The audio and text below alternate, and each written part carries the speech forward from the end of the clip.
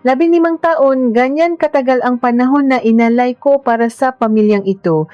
Kung babalikan ko ang nakaraan, malinaw pa rin sa aking isipan ang araw na ipinakilala ako ng aking asawang si Roberto sa kanyang pamilya. 27 taong gulang pa lamang ako noon. Si Roberto ay isang lalaking tahimik, hindi palakibo ngunit may mga matang nangungusap. Sa tuwing maglalakad kami, palagi siyang nasa gawing kalsada upang protektahan ako. Kapag umuulan, palagi nakatapat sa akin ang kanyang payong, ganyan siyang klaseng tao. Kaya naman hindi na ako nakdalawang isip nang ayain niya akong mapakasal pakalipas ng 8 buwang panliligaw. Naalala ko pa ang unang pakikita namin ng kanyang ina na si Nanay Corazon. Hinawakan niya ang aking magkamay sa hapak kainan. Ang kanyang nga pala ay maliit, magaspang dahil sa trabaho, ngunit napakainit at nakakabigay ng kapanatagan.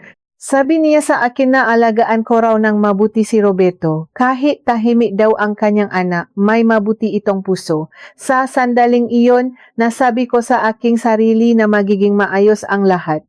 Ngunit nakamali ako. Ang tunay na kalbaryo ay nakasimula sa mesmong araw na amang kasal. Habang naayos ako ng aking damit sa loob ng isang maliit na kwarto sa simbahan, biglang bumukas ang pinto, pumasok ang 3 kapatid na babae ni Roberto. Sila ang aking hipa na sina Ate Teresa ang panganay, si Mirna ang pangalawa at ang bunsong si Luningning. Wala ni isa man sa kanila ang bumati sa akin. Wala ring ngiti. Pinamasdan lamang nila ako mula ulo hanggang paa na tila ba sinusuri nila ang isang murang produkto sa palengke. Narinig ko ang sinabi ni Ate Teresa kay Mirna, hindi man lang daw nila inisip na sa mas malaking lugar mapakasal, halatang nanggagaling sa mahirap ang napangasawa ni Roberto. Nandun ako, naririnig ang bawat salitang lumalabas sa kanilang bibig. Nangingini ang aking mga kamay habang hawa ang isang pulang bulakla. Iyon ang unang araw ko bilang bahagi ng kanilang pamilya, ngunit pakiramdam ko ay isang tagalabas pa rin ako. Natapos ang kasal at lumipas ang mga araw hanggang sa dumating ang kauna-unahang Pasko na kasama ko sila. Nakaugalian na sa pamilya na tuwing Noche Buena, lahat ng makakapatid ay uwi sa lumang bahay ni Nanay Corazon. Tumawa sa akin ang aking biyenan at nakiusap kung maaari ko raw siyang tulungan sa pagluluto dahil darating ang lahat ng kanyang nga anak pati na rin ang kanilang nga asawa at nga bata. Dahil bago pa lamang ako manugang, inisip ko na tungkulin ko ito. 3:00 pa lamang ng madaling araw. Gising na ako. Pumunta ako sa palengke sakay nga isang tricycle, bumili ng gasariwang gulay, karne para sa morcon, mga sangkap para sa kaldereta, pancit malabon at gumawa pa ako ng leche flan. Mag-isa akong kumilos sa kusina dahil si Roberto ay abala sa pag-ayos ng mang-ilaw at upuan sa labas ng bahay. Pagsapit ng hapon, dumating na ang hipa ko. Pagkabukas pa lamang ng pinto, pumasok na agad si Ate Teresa at dumiretso sa kusina. Tiningnan niya ang nakahaing pagkain at napataas ang kanyang kilay. 3 putahe lang daw ang handa. Samantalang noong nanay daw nila ang nagluluto, pelejing may 5 makakaibang ulam sa hapag. Nakayuko lamang ako at humingi ng pasensya. Nangako akong madadada pa nga lulutuin.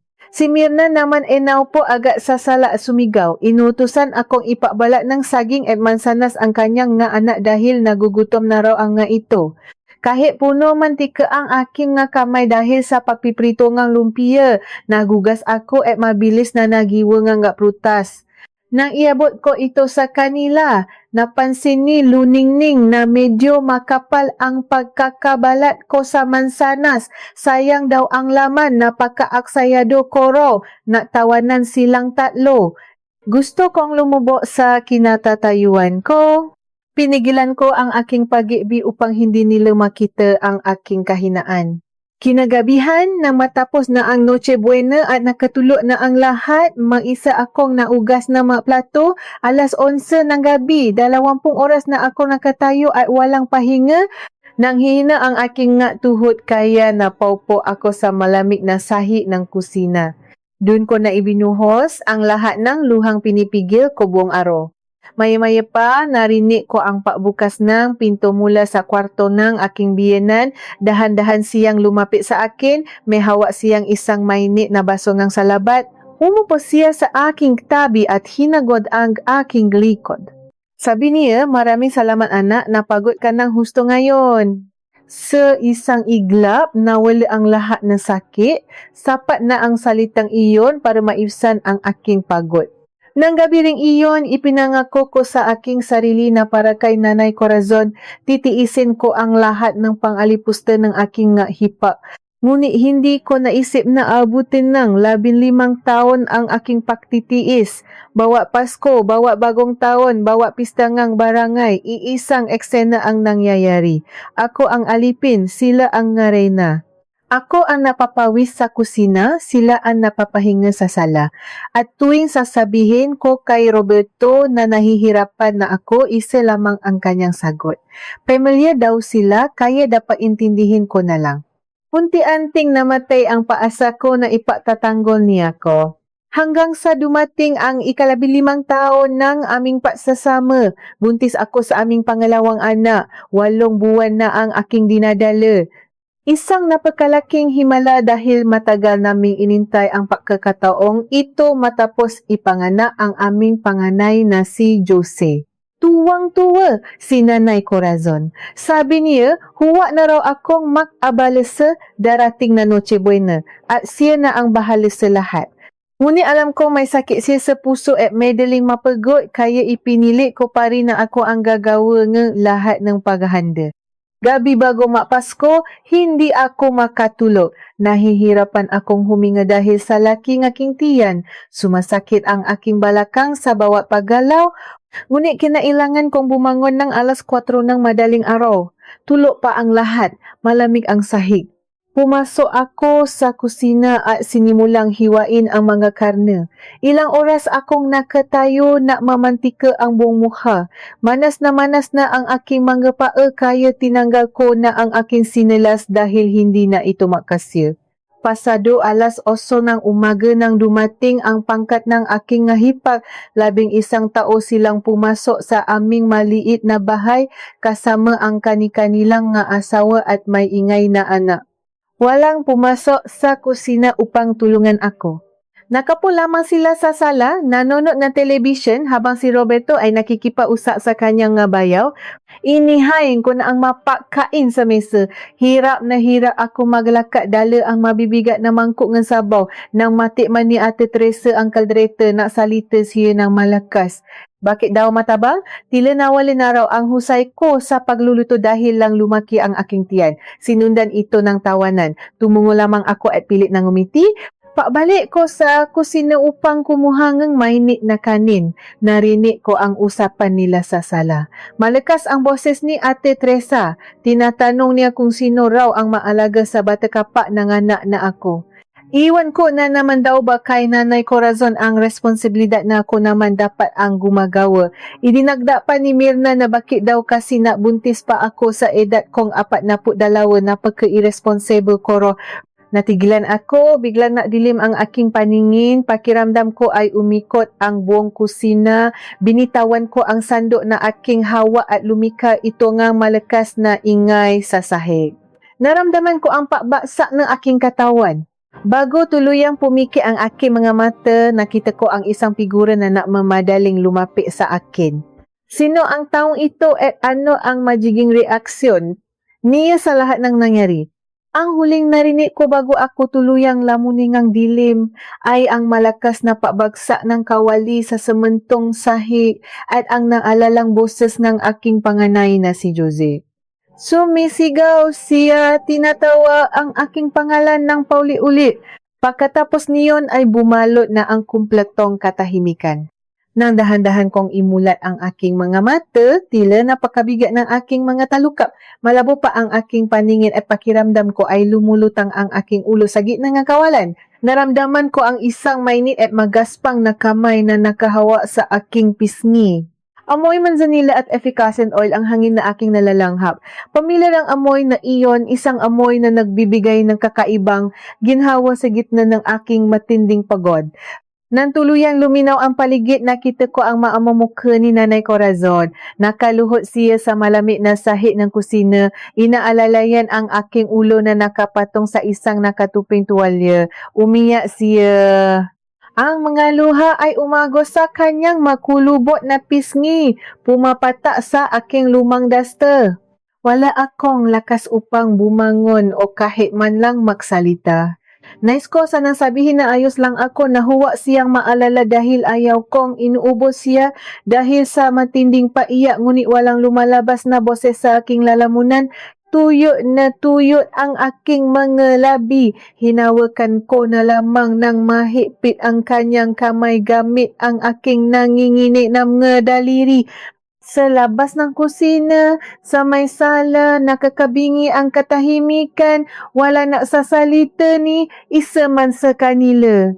Dini na dini ang balita mula sa telebisyon ang patalastas tungkol sa masayang pamilyang naadiriwang ng Pasko, ngunit walang ni isang sumubo na pumasok sa kusina upang tulungan ang aking biyenan. Nakaupo lamang sina Ate Teresa, Mirna at Luningning sa malambot na sofa, tila maestranghero na walang pakialam sa nangyayari. Ang aking asawang si Roberto ay nakatayo sa may hambungang pinto. Nakatingin siya sa akin, may pamumula sa kanyang mata, ngunit hindi man lang siya humabang palapit upang buhatin ako, parang nakapako ang kanyang paa sa sahig. Sa sandaling iyon, tila napatit ang kahuli-hulihang sinulit ng paasa sa aking puso na ipatatanggol niya ako. Dahan-dahang tumayo si Nanay Corazon. Inayos niya ang pagkakapatong ng aking ulo upang hindi ako mangawit. Paharap niya sa sala na iba ang aura ng aking biyenan. Nawala ang maamo at mahinang matanda na madalas nilang balewalain. Sa kanyang pagtayo, tila bumali ang sigla at tapang na matagal na niyang ibinaon. Ang matang kanina ay puno nga awa para sa akin, ngayon ay naapoy sa matinding galit habang nakatingin sa kanyang tatlong anak na babae. Pumunta kayong lahat sa labas, tahimik ngunit mariing utos ni Nanay Corazon. Ang boses niya ay hindi sumisigaw, ngunit may dalang bigat at talim na nagpatahimik maging sa mga batang kanina ay naglalaro sa bakuran. Humalis na kayo sa pamamahay na ito ngayon din. At huwa na kayong babalik. Nakatinginan ang tatlong magkakapatid, bakas ang gulat sa kanilang mga mukha dahil hindi nila inaasahan ang ganitong reaksyon mula sa kanilang ina. Unang tumayo si Ate Teresa, ang panganay na laging nasusunod. Nakapamaywang pa siya habang tinitingnan ang kanyang ina ng may pahamon. Bakit kami alis? Anak mo kami, matigas na sagot ni Ate Teresa. Pasko ngayon, tapos ipinatatabuyan mo kami dahil lang nahilo ang manugang mong pabebe. Buntis lang yan, hindi lumpo. Dati nga, kahit kabuanan mo na, naglalaba ka pa sa ilok at nagbubuhat ng palay. Masyadong maarte yang napangasawa ni Roberto, napapapansin lang yan para kaawaan mo. Isang malutong at napakalakas na sampal ang umaling-awngaw sa buong bahay. Lahat ay nabigla. Napasingap ang mga asawa ng aking maipag. Napahawa si Ate Teresa sa kanyang pulang-pulang pisngi. Nalalaki ang mata habang nakatingin sa kanyang ina. Sa buong buhay nila, ngayon lamang daw sila pinabuhatan ng kamay ni Nanay Corazon. Nangingini ang buong katawan ng aking biyenan, hindi dahil sa panghihina ng kanyang puso, kundi dahil sa labis na pot na pumupuno sa kanyang pagkatao. 15 taon. Narinig kong humihikbi si Nanay Corazon habang nagsasalita, bawat salita ay may kasamang tulungang luha. 15 taon kong pinanot kung paano ninyo tratuhin na parang basahan ang asawa ng inyong kapatid. Akala ninyo ba ay bulak ako? Akala ninyo ba ay bingi ako at hindi ko naririnig ang mga bulungan ninyo? Tuwing may handaan, inutusan ninyo siya na parang binili ninyong katulong. Lulutuin niya ang paborito ninyo, magpapagod siya maghapon, masusunok ang kanyang kamay sa pagpiprito habang kayo ay nakayos ng makuko ninyo sa sala at nanonood ng sine. Ni minsan wala akong narinig na pasasalamat mula sa inyo. Wala kahit isang salamat, Maria. Sumingit si Mirna, medyo nanginginig ang boses ngunit pilit pa ring nagmamatapang. Ginagawa lang naman niya ang tungkulin niya bilang asawa at manugang. Bukod pa ron, wala naman siyang trabaho, nanay. Nakikitira lang sila dito sa inyo sa bahay natin. Dapat lang na, gumanti siyang utang na loob dahil pinapakain niyo sila.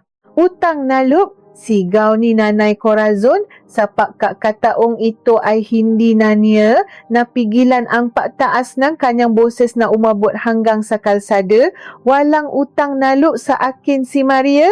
Kung tutusin kayong tatlong magkakapatid ang may malaking utang na loob sa kanya. Kapag nakakasakit, ako ay tinatakbo sa pagamutan tuwing madaling araw dahil sa alta presyon. Sino ang kasama ko sa ambulansya? Si Maria. Kapag kailangang painumin akong gamot sa tamang oras dahil malilimutin na ako, sino ang napupuya para bantayan ang orasan? Si Maria! Nasaan kayo nun? Nasa nga bakasyon ninyo sa probinsya ng nga asawa niyo? Kapag tatawagan ko kayo para humingi sana ng konting oras dahil gusto kong makita ang apo ko, ano ang isasagot ninyo? Abala kayo sa negosyo. Natahimik ang lahat, wala silang naisagot, wala akong magawa kundi umiyak ng tahimik sa sahig. Nararamdaman ang sipa nga aking sanggol sa aking sinapupunan, tila ba nakikinig din siya. Naririnig ko ang bawat hinaing nga aking biyanan, nga salitang matagal na niyang kinimkim upang mapanatili lamang ang kapayapaan sa pamilya. Lumaka nang mabilis si Nanay Corazon papunta sa kanyang kwarto. Paksarado ng pinto, nanatiling nakatayo sina Ate Teresa at Mirna habang si Luningning ay nakayuko lamang at umiiyak. Si Roberto ay lumapit sa akin ng dahan-dahan at tinulungan akong makausa isang silya. Gusto ko siyang itulak palayo ngunit wala akong lakas. Paglabas ni Nanay Corazon mula sa kwarto, may hawak siyang isang maliit na susi na galing sa ilalim ng kanyang unan. Lumakas siya patungo sa lumang kabinet na gawa sa nara sa gilid ng sala at binuksan ang isang nakakandadong kahon. May kinuha siya mula ron. Isang makapal at kayumangging sobra na may selyo mula sa munisipyo. Ibinaksa niya ito ng napakalakas sa maliit na mesa sa harapan ni na Ate Teresa. Tumilapon ang ilang baso dahil sa lakas ng pagkakabaksa. Akala ninyo ba hindi ko alam ang ginagawa ninyo sa likod ko habang nakaratay ako nung isang taon? Tanong niya, tila nagiging yelo ang kanyang masalita na nanunuot sa buto. Nanghina ang matuhod ni Ate Teresa nang makita ang sober. Nakita ko ang biglaang pamumutla ng kanyang muha, nawala ang anumang bakas ng pagmamayabang. Lumingon siya kay Luningning na ngayon ay tuluyan ng napahagulgol at napaluhod sa sahig habang humihingi ng tawad. Ano ang nilalaman ng sobrang iyon at bakit tila nakakita ng sariling bangkay ang pinakamatapang kong hipek na si Ate Teresa? Binalot ng nakakapasong katahimikan ang buong kabahayan. Walang gumagalaw, walang nagsasalita. Tanging ang malakas na pagpintik lamang ng aking puso at ang humihibing iyak ni Luningning ang maririnig sa paligid. Nakatitik ang lahat sa kayumangging sobra na inilapak ni Nanay Corazon sa ibabaw ng mesa. Dahan-dahang inilabas ng aking biyenan ang nga nakatuping papel mula sa loob nito. Medyo naninilaw na ang gilid ng papel. Tanda na luma na ang orihinal na dokumentong kinopya ron. Nangingini ang kamay ni Nanay Corazon nang ilatlat niya ito sa harapan ni Ate Teresa. Isang peking kasulatan ng pakbenta ng lupa, panimula ng matanda. Ang boses niya ay basak ngunit may diin sa bak bantik. Lupa na ipinunda ng inyong namayapang ama. Lupa na balak kong ipamana sa inyong apat na magkakapatid ng pantai-pantai kapak na wala na ako sa mundong ito. Nanlaki ang mata ni Roberto. Lumapit si upang basahin ang nakasulat sa papel. Nakita ko kung paano matagis ang kanyang nga baga na makita niya ang nga pangalan doon. Paanong napunta sa inyo ang titulo? Tanong ni Roberto sa kanyang mga kapatid. Ang kanyang boses ay nangingini sa halong galit at pagkadismaya. Hindi makasagot si Ate Teresa. Nakayuko lamang siya, namumutla at pinapapawisan ng malamig sa kabila ng lamig ng simoy ng hangin tuwing Pasko. Si Mirna naman ay nakagat ang kanyang ibabang labi, iniwas ang paningin sa kanyang kapatid na lalaki. Ako ang sasagot, patuloy ni Nanay Corazon. Tumingin siya kay Ate Teresa nang may halong pandidiri at matinding sakit. Noong na ospital ako noong 1 taon dahil sa atake sa puso, akala ko mamamatay na ako. Dun kayo nagunahan na umuy. Akala ko naalala kayo sa buhay ko. Akala ko maanak kayong nakmamahal sa inyong ina. Tumulo ang luha ang matanda, ngunit mabilis niya itong pinunasan gamit ang laylayan ng kanyang duster. Pero habang nakahiga ako sa higaan ng pagamutan, nagihingalo at walang malay pumasok kayo sa kwarto ko, sinira ninyo ang kandado ng aking kabinet. Ninakaw ninyo ang titulo ng 3 ektaryang lupain natin sa probinsya. At ang mas masakit pa ron, gumawa kayo ang peking kasulatan na ibinabenta ko ang lupa sa isang negosyante, pinasipikan ninyo ang pirma ko. Napasinghap ako mula sa aking kinaupuan sa kusina. Hindi ko lubos maisip na magagawa iyon ng sarili niyang nga anak. Pagnakawan ang sariling ina habang nasa bingi ng kamatayan, napakawalang puso. Mabilis na umiling si Ate Teresa at pilit na kinuha ang kamay ng kanyang ina, ngunit inalis iyon ni Nanay Corazon. Nanay, pakinggan mo muna ako, pa mama, kaawa ni Ate Teresa. Malapit na kasing malugi ang negosyo ko nun. Nakasangla ang bahay namin, kukunin ng ang bangko. Wala akong ibang malapitan. Balak ko namang bayaran. Ang lupa kapag nakabawi ako. Babayaran? Sumigaw si Nanay Corazon. Ninakaw mo at kayong dalawa, binalingan niya si Mirna at Luningning, nakapirma kayo bilang masaksi sa pekeng dokumentong ito, kasabwat kayo ng inyong panganay. Nanay, pinili lang ako ni Ate Teresa, hagulgol ni Luningning, nakaluhot pa rin at nakakapit sa binting ina. Sabi niya papatayin daw kami nga asawa niya kung hindi kami pipirma. Natakot ako, Nanay. Patawarin mo ako. Napakasakit pakinggan ng patatanggi at paninisi nila sa isa-isa. Wala na ang pamilyang nagpapanggap na masaya at perpekto sa tuwing may handaan. Ang natitira na lamang ay ang pagkaganit at kasakiman na matagal nilang ikinubli sa ilalim ng magagarang dami at alahas na palagi nilang ipinagmamalaki sa akin. Paano mo nalaman, Nanay? Mahinang tanong ni Roberto. Napunta ako sa munisipyo nung nakaraang buwan para bayaran ang Amelia. Sagot ng matanda. Doon sinabi sa akin ng kawani na nailipat na raw ang pangalan ng lupa. Muntik na akong himatayin sa harap ng Kapitolyo. Buti na lamang at may isang mabait na abogado na tumulong sa akin. Ipinaimbestigahan namin, natuklasan namin ang pekeng pirma at kinansela namin ang proseso bago patuluyang maibenta. Kainingnan ni Nanay Corazon ang kanyang 3 anak na babae mula ulo hanggang paa. Nasa akin ang lahat ng ebidensya. Sabi nga abogado, maari ko kayong ipakulong. Kaso iyon ng falsifikasyon. Pwedeng mabulok sa kulungan kayong 3. Nangini sa takot ang 3 magkakapatid. Biglang bumaba mula sa matataas nilang pedestal ang mga hipa kong mapak mataas.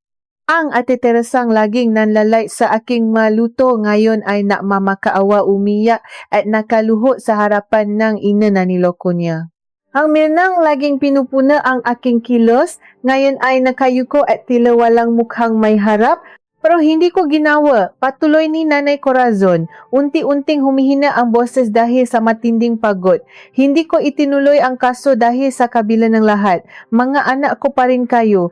Dugo ko pa rin ang nananalaytay sa inyong gaugat. Pero simula sa araw na ito, humugot ng malalim na hininga si Nanay Corazon. Inilibot niya ang kanyang paningin sa paligid ng lumang bahay bago muling tumingin sa kanila.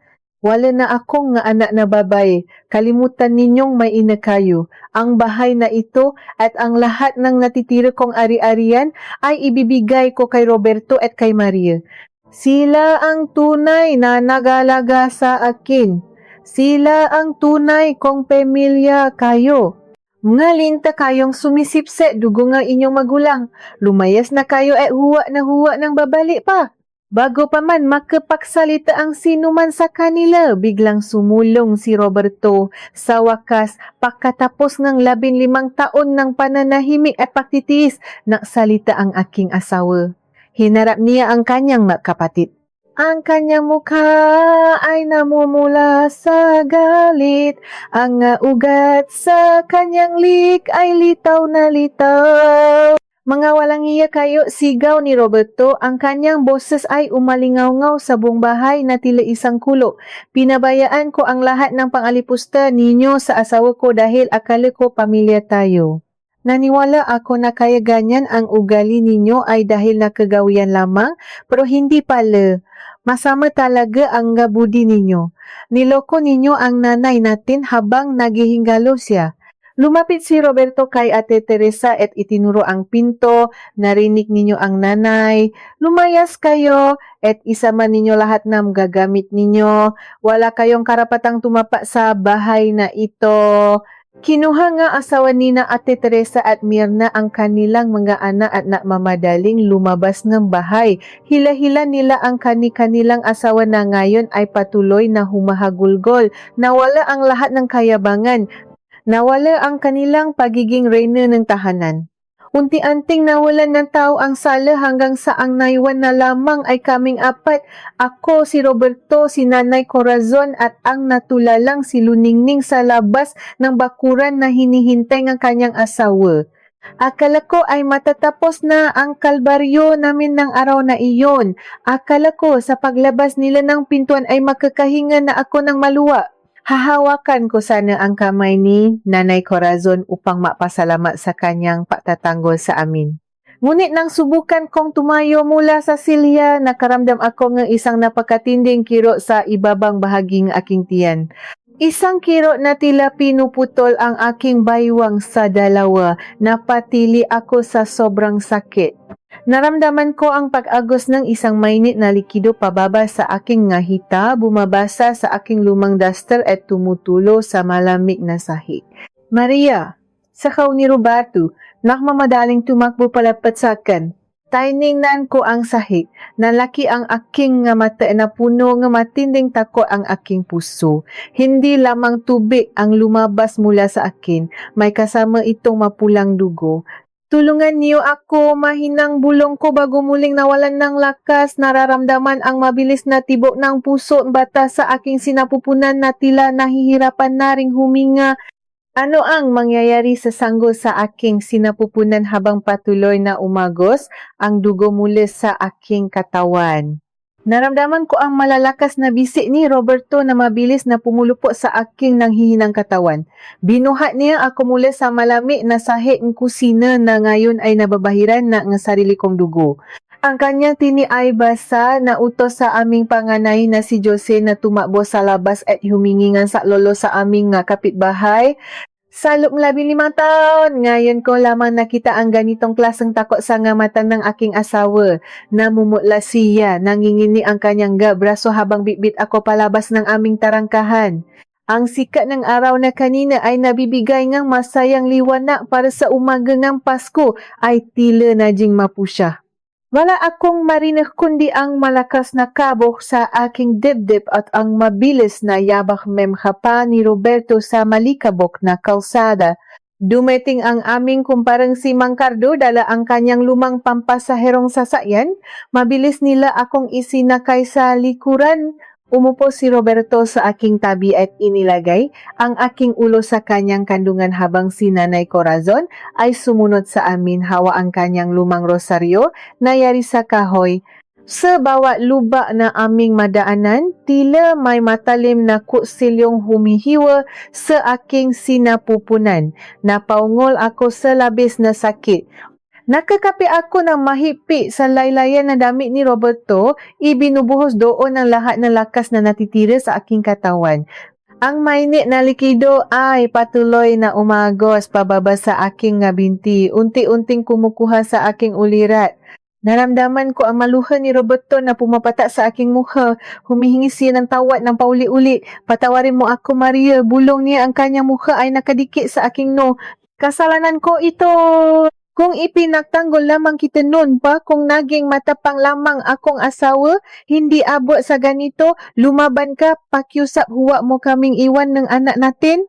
Gusto kong sumagot. Gusto kong sabihin sa kanya na huwag siyang sisihin ang kanyang sarili. Ngunit walang salita ang lumalabas sa aking tuyong lalamunan.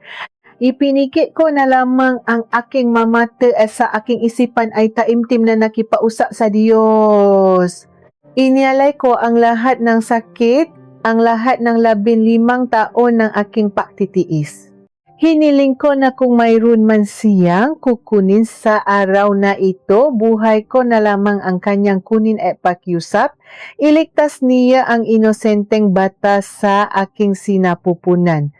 Pagdating namin sa pampublikong pagamutan ng aming lalawigan, sumalubong agad sa amin ang ingay at gulo. Maraming tao, mga umungol sa sakit at ang matapang na amoy ng gamot at panlinis na sumusuot sa ilong.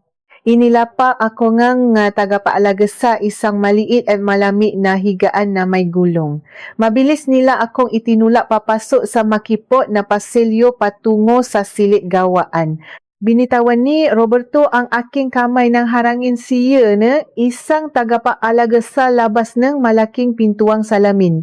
Nakita ko ang paasa at desperasyon sa kanyang mata habang unti-anting sumasarado ang pinto, pinaghihiwalay kami.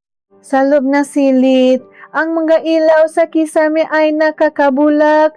Maraming mukha ang nakayuko sa akin, mga nakasuot ng puti at luntiang damit, nag-utos sa isa't isa gamit ang mga salitang hindi ko maintindihan. Naramdaman ko ang malamig na bakal sa aking braso nang tusukin nila ako ng karayom. Isang manggagamot ang mabilis na sumuri sa aking kalagayan. Ang kanyang tinig ay nagmamadali, sinasabing kailangan nilang buksan ang aking tiyan ngayon din dahil humihina na ang tibok ng puso ng bata at masyado ng marami ang dugong nawawala sa akin. Isang malaking itinatake ang inilagay sa aking mukha at pilit na pinasinghot sa akin ang isang uri ng hangin na may matapang at matamis na amoy. Unti-unting bumigat ang aking katawan. Ang manhid at lamig ay gumapang mula sa aking mga paa patungo sa aking dibdib. Ang huling narinig ko ay ang matinis na tunog ng isang makina bago tuluyang nadilim ang buong paligid at nawala ang lahat ng sakit. Hindi ko alam kung gaano katagal akong nalugmok sa kawalan. Nang muli kong imulat ang aking mata, puting kisame ang unang bumungat sa aking paningin. Mabigat ang aking ulo at tila may malaking bato na nakadagan sa aking ibabang tiyan. Ang bawat pahinga ko ay may kasamang kirot na namumula sa isang mahabang hiwa na ngayon ay nababalutan ng makapal na gasa. Luminga ako sa paligid. Nasa loob ako ng isang tahimik na silid. Sa aking tagiliran, nakita ko si Roberto. Nakasupsop ang kanyang ulo sa gilid ng aking kama. Mahigpit na nakakapit sa aking kanang kamay. Ang kanyang mabalikat ay dahan-dahang umaangat at bumababa. Tulok siya, ngunit bakas sa kanyang pahinga ang matinding pagod at iyak. Hinaplos ko ang kanyang magulong buhok gamit ang aking malayang kamay. Naramdaman niya ang aking paggalaw kaya agad siyang napabangon. Namumula ang kanyang mga mata, malalim ang ngaitim sa ilalim nito, tanda ang walang tulog na pagbabantay. Nang makita niyang nakadilat ako, isang malaking ngiti na may kasamang masaganang luha ang sumilay sa kanyang mukha. Salamat sa Diyos, gising ka na, humihikbi niyang sabi habang hinahalikan ang aking mga daliri. 2 araw kang walang malay, Maria. Akala ko tuluyan mo na akong iwan. 2 araw, napasinghap ako, agad kong kinapa ang aking tiyan, wala na ang malaking umbo na dala-dala kong 8 buwan, isang matinding kaba ang bumalot sa aking dibdibi. Kumabo na napakabilis ang aking puso. Roberto, ang anak natin? Nasaan ang anak natin? Ligtas ba siya? Hinawakan niya ang makabila kong pisngi upang pakalmahin ako. Ligtas siya, Maria, isang batang lalaki. Napakaliit niya dahil hindi pa buwan para siya ay ilabas. Kaya kasalukuyan siyang inaalagaan sa loob ng isang espesyal na kahon na nagbibigay ng init at hangin. Ngunit sabi ng manggagamot, lumalaban ang ating anak, matapang siya, katulad mo. Nakahinga ako ng maluwa. Kusang umagos ang galuhanan, kagalakan mula sa aking mata, ligtas ang aking anak, hindi nasayang ang lahat ng aking panalangin. Gusto ko siyang makita, gusto kong mayakap ang bunga ng aming pagmamahalan, ang sanggol na halos mabuwis ng aking buhay. Habang nausap kami, dahan-dahang bumukas ang pinto ng silid. Pumasok ang isang matandang manggagamot, may suot na salamin at may hawak na makapal na talaan. Sumunod sa kanya si Nanay Corazon na bakas din ng matinding pag-alala sa mukha. Lumapit ang manggagamot sa paanan ng aking kama at seryosong tiningnan ang aking kalagayan. Mabuti at nakamalaikan na misis panimula ng manggagamot. Ang boses niya ay mahinahon ngunit may bahid ng labis na kaseryosohan. Naging matagumpay ang pagkuha namin sa iyong sanggol sa kabila ng matinding padurugo. Isa itong himala na nakalitas kayong dalawa sa ganoong klaseng pangani. Maraming salamat po, sagot ko, pili na ngumingiti kahit nang hihina. Kailan ko pumaring makita at mahawakan ang aking anak? Hindi agad sumagot ang manggagamot. Inilipat niya ang kanyang paningin kay Roberto, pagkatapos ay kay Nanay Corazon bago muling tumingin sa akin. Isinara niya ang talaang kanyang hawak at yumugot ng isang malalim na hininga. Makikita mo siya sa lalong madaling panahon, kapa, mas lumakas na ang iyong katawan, sagot niya. Ngunit mayroon akong mahalagang bagay na kailangang sabihin sa inyo. Isang bagay na natuklasan namin habang isinasagawa ang operasyon upang iligtas ang bata. Naramdaman ko ang paghihipit ng hawak ni Roberto sa aking kamay. Tila may malamig na hangin na biglang umihip sa loob ng sili na papatindi ng aking mabalahibo. Habang nililinis namin ang iyong sinapupunan upang ihinto ang pagdurugo, patuloy ngang manggagamot, ang kanyang nga mata ay puno ngang awa. May nakita kaming isang malaking bukol na nakadikit sa padang ng iyong matris. Ito ang tunay na dahilan kung bakit ka nakdugo ng husto at kung bakit napilitang lumabas ang bata ng mas maaga sa kanyang takdang buwan. Tumigil siya sandali, tila naghahanap ng tamang salita na gagamitin. Kumuha kami ng maliit na bahagi nito upang suriin sa laboratorio. Lumabas na ang resulta kaninang umaga. Ano po iyon? Nanginginig na tanong ni Roberto. Ang kanyang boses ay tila naubusan ng hininga. Mrs., ang bukol na nakita namin ay hindi pangkaraniwan. Malungkot na pahayag ng manggagamot. Ito ay isang uri ng malubhang sakit na unti-unting kumakalat sa iyong katawan. At dahil sa matinding pagdurugo at operasyon na iyong pinagdaanan, lalong humina ang iyong resistensya upang labanan ito. Tila tumigil ang paikot ng mundo. Wala ako marinig kundi ang matining na tunog sa loob ng aking nga tainga. Nakatingin lamang ako sa bibi ng manggagamot habang patuloy siyang nasasalita, ngunit hindi na pumapasok sa aking isipan ang kanyang nga sinasabi. Paano mangyayari ito? Ngayong sa wakas ay nakaroon ng kapayapaan ang aming pamilya. Ngayong naipagtanggol na ako ng aking asawa at biyenan at ngayong nandito na ang anak na matagal naming hinintay. Ito ba ang igagantingang tadhana sa lahat ng aking pagtitiis? Gaano na lamang kaikli ang oras na nalalabi upang makapiling ko ang mataong tunay na namamahal sa akin. Parang gumuho ang buong mundo ko sa mga huling salitang binitawan ng manggagamot. Napabitaw si Roberto sa aking kamay at napasabunot sa kanyang sariling buhok. Umiling-iling siya, tila isang batang pinipilit gisingin ang sarili mula sa isang napakasamang panaginip. Ang kanyang nga balikat ay yumani kasabaying malalakas na hikbi na umaling-awngaw sa apat na sulok nga aming puting silit. Hindi totoo iyan, manggagamot, manghiyak-ngiyak na pakiusap ni Roberto habang lumalapit sa matanda. Baka nakamali lamang kayo ng pagsusuri, baka ibang sakit lamang iyon. Gagawin ko ang lahat, ibebenta ko ang aming munting bahay o utang ako kahit saan, may paggamot lamang ang asawa ko. Huwag ninyong sabihin na wala na kaming magagawa. Mabigat na bumuntong hininga ang manggagamot.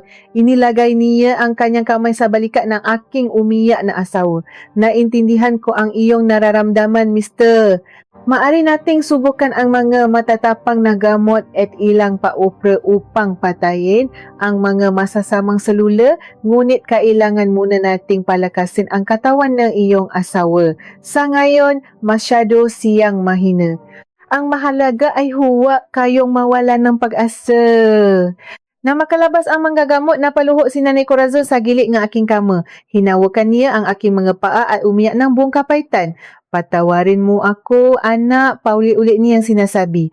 Kung hindi dahil sa mawalang iya kong anak, hindi ka sana makakaranas ng ganitong matinding pagod at hirap. Kasalanan ko ito. Sumama ang iyong katawan dahil sa araw-araw na pagtitiis mo sa aming pamamahay. Pilit kong inabot ang kamay ng aking biyanang kahit na kumikiro ang tahi sa aking tiyan.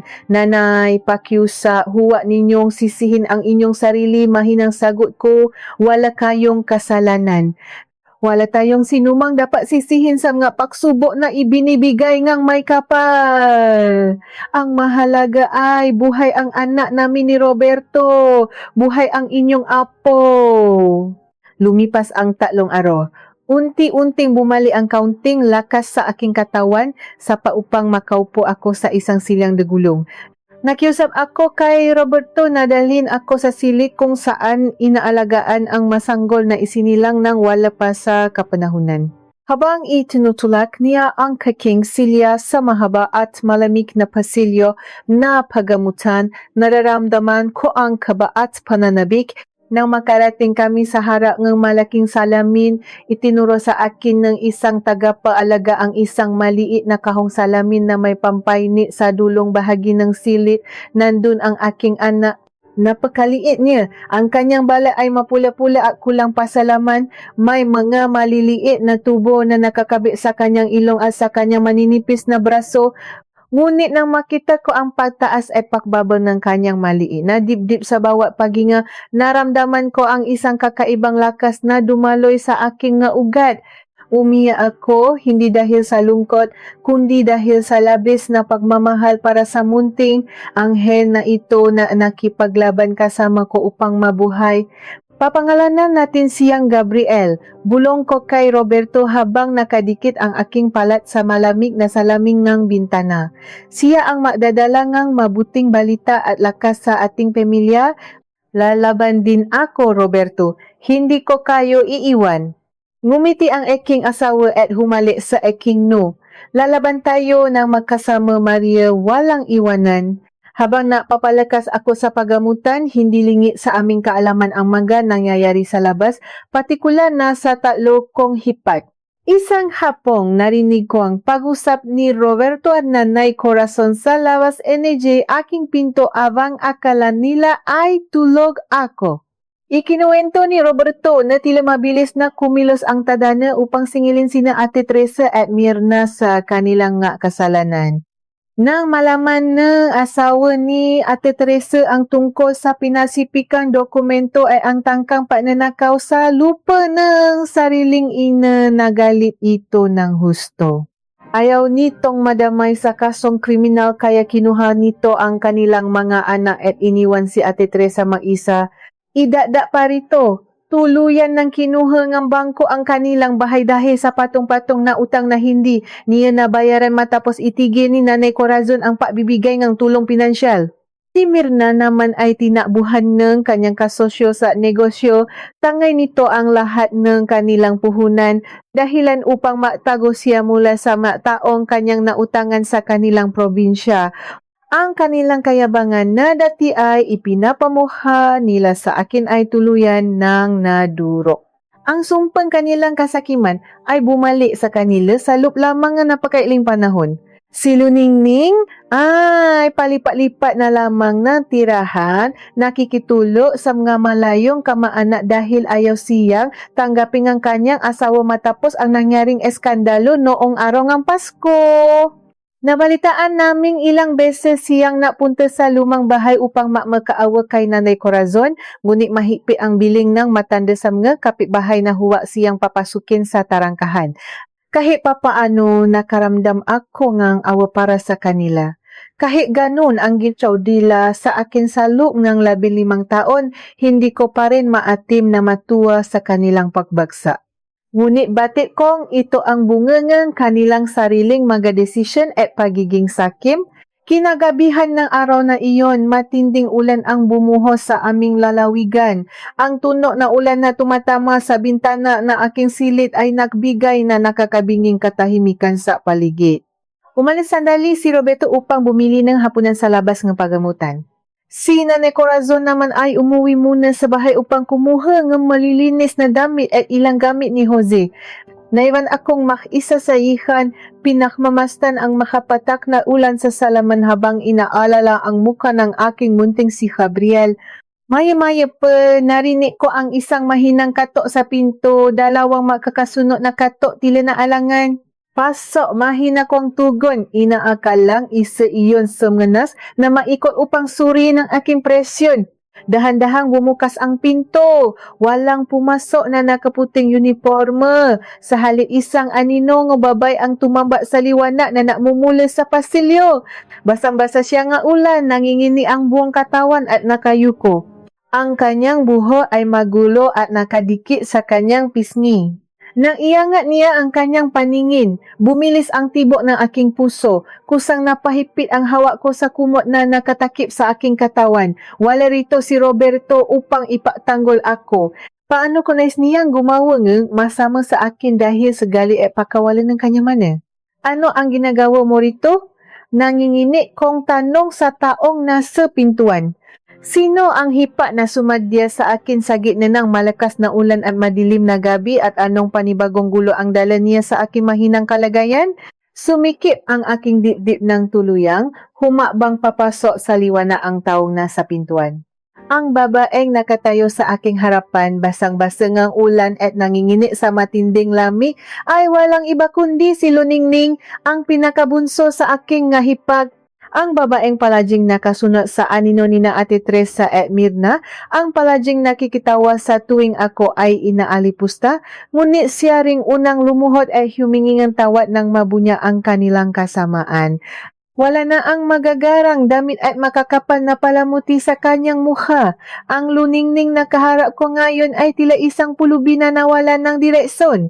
Namamaga ang kanyang mga mata, nangingitim ang paligid nito at halatang ilang araw na siyang walang maayos na tulog at kain. Maria, nangingini niyang tawa sa aking pangalan. Ang boses niya ay paos at puno ngang pagmamakaawa. Agad siyang napaluho sa malamig na sahig na paggamutan, hindi alintana ang tubig na tumutulo mula sa kanyang buhok at damit. Patawarin mo ako, Maria. Patawarin mo ako sa lahat ng kasalanan ko sa iyo. Pilit kong inyangat ang aking sarili upang sumandal sa unan. Wala akong lakas upang tumayo at kahit nais ko siyang paalisin dahil sa takot na baka makasama siya sa aking kalagayan, nakita ko ang tunay na pagsisisi sa kanyang nga mata. Bakit ka nandito, Luningning?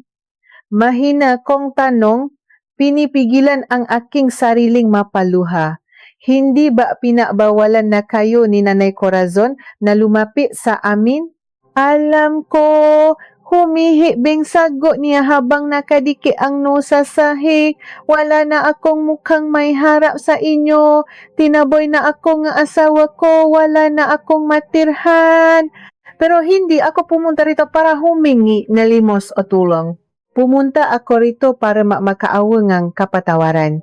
Nabalitaan ko ang nangyari sa iyo, Maria. Nabalitaan ko ang iyong sakit at ang paglabas ng inyong anak. Araw-araw akong inuusik ngang aking budi. Ako ang naging kasangkapan sa paghihirap mo ng araw na iyon. Kung hindi sana ako naging duwa, kung pinigilan ko sana ang nga kapatid ko, hindi ka sana abot sa ganito. Dahan-dahan siyang may kinuha mula sa loop ng kanyang basang damit, isang maliit na balot na nakaplastik upang hindi mabasa ng ulan. Nang buksan niya ito, nakita ko ang isang maliit na kumot na gawa sa pinatapitaping lumang tela at isang maliit na sombrero para sa sanggol. Ginawa ko ito para sa anak ninyo ni Kuya Roberto. Patuloy niya. Ang nga luha ay walang pati sa paagos. Hindi ito mamahalin. Sariling tahi ko lamang. Naisip ko na baka kailangan ningang batengang pampayni. Kahit huwa mo na akong patawarin, Maria, tatanggapin ko. Gusto ko lang ibigay ito bilang tanda ng aking taus-pusong pagsisisi. Napakasakit pakinggan ng kanyang mahigbi. 15 taon akong nakimkim ngali sa kanila. 15 taon kong hiniling na sana ay makita nila ang hirap na dinaranas ko. Ngunit ngayon na nasa harapan ko ang isa sa kanila, nadurok sa bigat ng kanyang sariling makasalanan, nalaman kong walang naidudulot na kapayapaan ang paghihiganti. Bago pa ako makapagsalita, biglang bumukas ang pinto. Pumasok si Roberto, dala ang mainit na sabaw at kanin na kanyang binili. Nang makita niya si Luningning na nakaluhod sa sahi, nabitawan niya ang hawak niyang supot. Tumapon ang mainit na sabaw sa sahi. Naalap ang galit sa mamata ng aking asawa. Anong ginagawa mo rito? Sigaw ni Roberto, mabilis na lumapit at hinawakan sa braso si Luningning upang patayuin. Hindi pa ba sapat ang ginawa ninyo sa asawa ko? Gusto mo ba siyang patayin sa konsumisyon? Lumabas ka. Kuya, parang awa mo na humagulgol si Luningning, pilit na kumakawala mula sa mahigpit na pagkakahawa ng kanyang kapatid. Gusto ko lang humingi ng tawad, nagsisisi na ako, kuya. Roberto, tama na, mahinang ngunit mariin ko ngawat. Binitawan ko ang kumot at pilit na inabot ang kamay ng aking asawa. Bitiwan mo si Roberto, pakiusap. Lumingon sa akin si Roberto, bakas ang pagkalito at galit. Maria, siya ang dahilan kung bakit ka nakakaganyan. Sila ang dahilan. Hindi siya ang nagbigay sa akin ng sakit na ito, Roberto. Sagot ko, tahimik na tumutulo ang aking luha. Kung ang Diyos ay marunong mapatawad sa mga taong nakakasala, sino tayo para maktanim ng habang buhay na galit? Wala na akong panahong makdala ng sa aking puso. Nais kong maging payapa ang aking isipan para sa pagaling ko at para sa ating anak. Bumitaw si Roberto at napahilamos sa kanyang mukha. Umiyak siyang naupo sa silya sa gilid ng aking kama. Tiningnan ko si Luningning na ngayon ay nakatayo at nanginginig pa rin sa isang tabi. Pinapatawad na kita, Luningning, tahimik kong sinabi. Tinatanggap ko ang iyong magagawa para sa aking anak. Umuwi ka na at ayusin mo ang iyong buhay. Patunayan mo sa iyong sarili at sa Diyos na tunay kang nagbago. Iyon na ang pinakamalaking pambayad mo sa lahat na utang mo sa amin. Lumapit si Luningning, hina ka ng aking kamay ng buong paingat at napasalamat ng paulit-ulit bago tahimik na lumabas ng sili. Nang gabing iyon, makahawak kamay kami ni Roberto na natulog baon ang isang magaan na pakiramdam na nakapagpatawad kami. Ngunit ang kapayapaan ng isip ay hindi sapat upang pigilan ang pakalat ng kalbaryo sa aking katawan. Sa mga sumunod na linggo, sinimulan ng manggagamot ang papasok ng matatapang na gamot sa aking ugat. Ito raw ang tanging paraan upang patayin ang masasamang selula ng bukol na nakuha sa aking matris. Ang bawat tulo ng gamot ay tila asido na sumusunog sa aking kalamnan. Nawalan ako ng panlasa. Ang lahat ng pagkaing isinusubo ni Roberto sa akin ay tila kalawang at papal sa aking bibig. Nagsimula akong maksuka hanggang sa wala nang lumalabas kundi mapait na likido mula sa aking sikmura. At ang pinakamasakit sa lahat, nagsimulang malagas ang aking mahaba at itim na buhok. Tuwing umaga, nakikita ko ang makakapal na kumpol ng aking buhok sa unan. Upang hindi ko na makita ang unti-unting pakawalan nito, nakiusap ako kay Roberto na tuluyan na itong ahitin. Habang dahan-dahang ginugupit ng aking asawa ang aking buhok, pareho kaming umiyak ng walang tuno. Isang buwan ang lumipas na tila ako ay nakikipagbuno kay kamatayan araw-araw. Ang tanging nabibigay sa akin ng lakas ay ang balita ni Roberto tungkol kay Gabriel. Ayon sa kanya, mabilis na lumalaki at lumalakas ang aming anak. Maaari na raw itong ilabas mula sa kahong salamin sa susunod na mga araw. Labis ang aking kagalakan. Iyon ang naging sandigan ko sa tuwing nararamdaman kong bibigay na ang aking katawan. Ngunit sa kabila ng magagandang balita tungkol sa aking anak, may napansin akong kakaiba nitong mga nakaraang araw. Apat na araw nang hindi dumadalaw si Nanay Corazon. Kadalasan ay siya ang nakdadala ng mainit na sabaw sa tanghali. Tuwing tatanungin ko si Roberto kung nasaan ang kanyang ina, palagi niyang sinasabi na nagpapahinga lamang daw ito sa bahay dahil inuubo. Ngunit hindi ako mapakali. Napapansin ko ang panginginig ng kamay ni Roberto at ang paiwas niya ng tingin sa tuwing binabanggit ko ang pangalan ng kanyang ina. Hanggang sa isang hapon habang ako ay nakahiga matapos ang isa na namang masakit na gamutan, pumasok si Roberto. Wala siyang dalang pagkain. Namamakto ang kanyang makamata, mukhang haling sa matandang pakiyak. Nakayuko siyang lumapit sa aking kama at hinawakan ang aking nga kamay ng napakahigpit. Maria, nangingini ang kanyang tinik. Hindi ko na kayang itago sa iyo. Kailangan mong mapakatatag. Ano ang nangyari, Roberto? Ano ang pilit niyang inililihim sa akin nito nga nakaraang araw na naging dahilan ng kanyang matinding pagdadalam hati? Wala na si Nanay Corazon. Ang nasalitang lumabas sa nangingini na manggalabi ni Roberto ay tila isang malakas na kulo na yumani sa aking buong pagkatao. Namatay siya 3 araw na ang nakakalipas. Inatake siya sa puso habang natutulog, payapa at walang nararamdamang sakit, ngunit tuluyan nang hindi nagising. Hindi ako makahinga. Parang may pumulupot na makapal na lubi sa aking lalamunan. Gusto kong sumigaw ngunit walang lumalabas na boses. Ang tanging nagawa ko lamang ay hapitin ang aking dibdib habang walang pati na umagos ang ngaluha sa aking nga pisngi. Ang babaeng nagtanggol sa akin, ang babaeng itinuring kong tunay na ina sa loob ng 15 taon ay wala na, hindi man lamang ako nakapagpaalam. Hindi ko man lamang nahawakan ang kanyang may init na kamay sa huling pagkakataon upang magpasalamat. Patawarin mo ako kung itinago ko sa iyo, pamamakaawa ni Roberto habang nakasupsop ang mukha sa gilid ng aking kama. Sabi nga manggagamot ay masyado pang mahina ang iyong katawan. Natako ako na baka sa labis na pagkabigla ay ikaw naman ang mawala sa amin. Inilihim ko muna habang inaasikaso ko ang kanyang burol sa ating maliit na bahay. Bukas na ang kanyang libing, Maria. Kahit nang hihina at umikot ang paningin dahil sa epekto ng gagamot, pinilit kong umupo ng maayos. Hinawakan ko ang basang mukha ng aking asawa. Dadalo ako, mariin kong sabi sa pagitan ng aking nahikbi. Dadalo ako sa libing ng aking biyenan kahit na ito na ang huling gagawin ko. Kailangan kong makita si Nanay Corazon.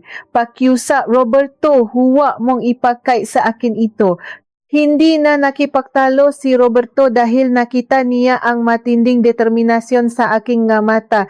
Kinaumagahan, binihisan niya ako ng isang simpleng itim na damit. Inalalayan niya ako papunta sa isang silyang degulong. Bago kami umalis ng pagamutan, dumaan muna kami sa silid ni Gabriel upang humingi ng lakas sa aming munting anghel na ngayon ay unti-unti nang lumulusok. Pagkatapos ay isinakay nila ako sa isang inakilang sasakyan patungo sa sementeryo ng aming bayan. Makulimlim ang kalangitan ay umaambon nang makarating kami sa himlayan. Maraming tao ang nakapila, mga tahimik na kapitbahay at mga kaibigan na nagmamahal sa aking biyenan. Nailapit ni Roberto ang aking silya sa puting kabaong, hindi ko na napigilan ang matinding pahagulgol na kanina ko pa kinikimkim. Nakita ko ang maamong muka ni Nanay Corazon sa likod ng salamin. Payapa siyang natutulog, wala ng bakas ng pagod, pihati at sakit. Ipinatong ko ang aking nangingini na pala sa malami na salamin ng kabaong at tahimik na napasalamat sa lahat ng kanyang kabutihan at pagmamahal na itinumbas niya sa aking mga sakripisyo.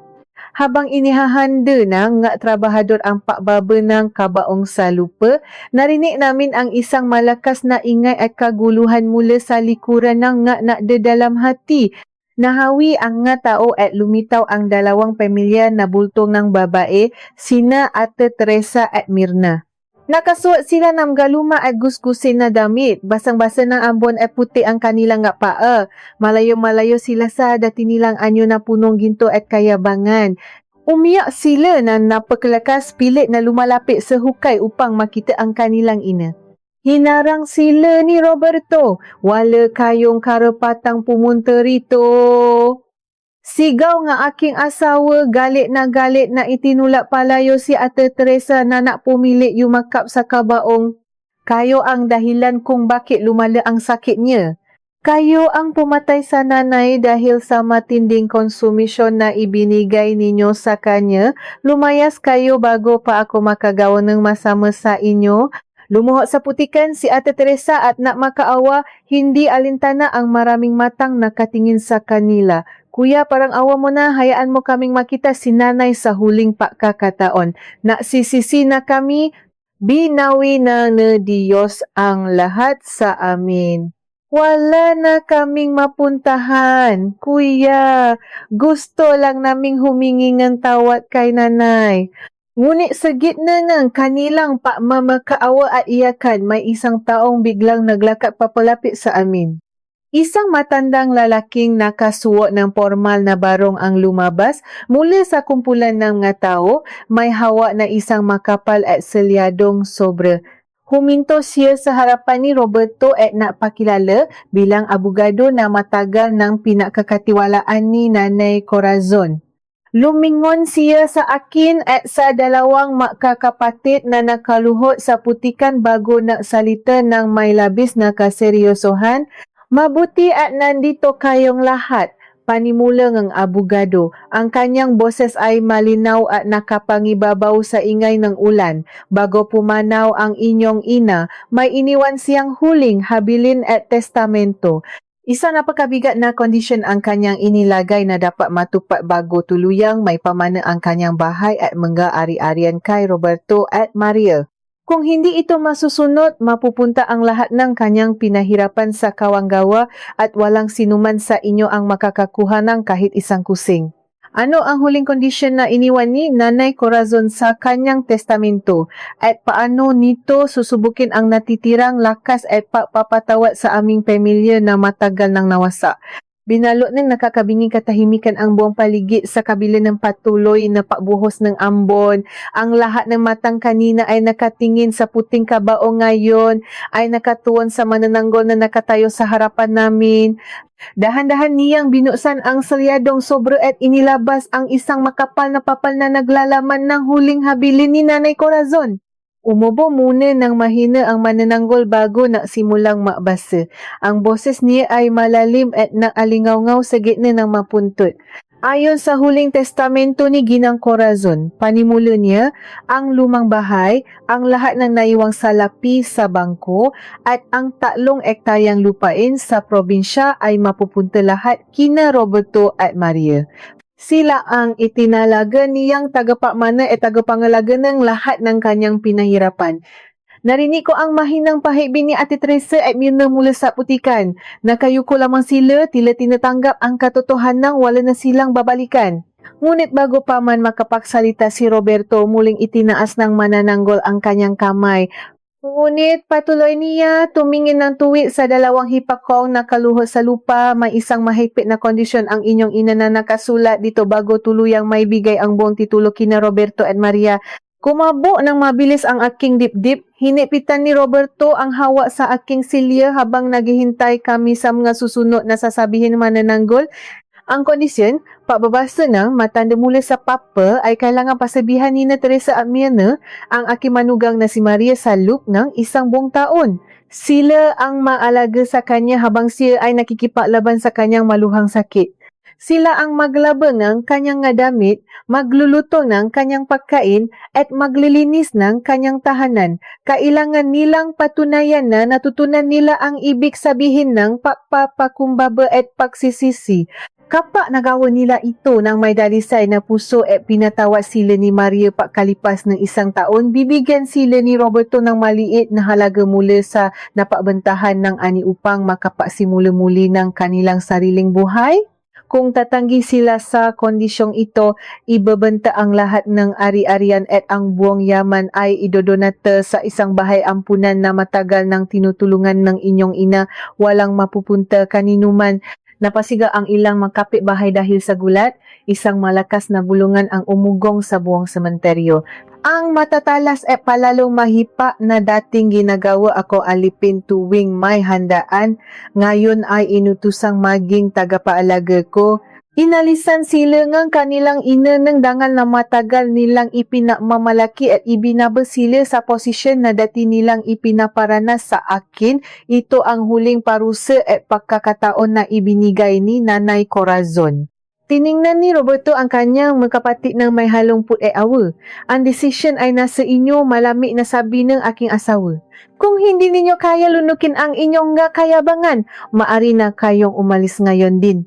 Kayang-kaya kong alagaan ang asawa ko nang wala kayo.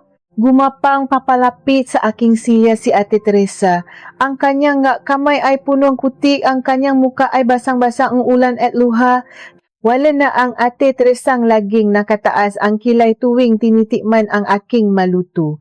Wala na ang Mirnang laging pinupuna ang bawa kilos ko. Ang nasa harapan ko ngayon ay dalawang babaeng tuluyan ng pinabaksa ng kanilang sariling kasakiman. Maria humahagugol na pakiusap ni Ate Teresa habang pilit na inaabot ang laylayan ng aking itim na damit. Tatanggapin namin. Gagawin namin ang lahat na utos mo, patawarin mo kami.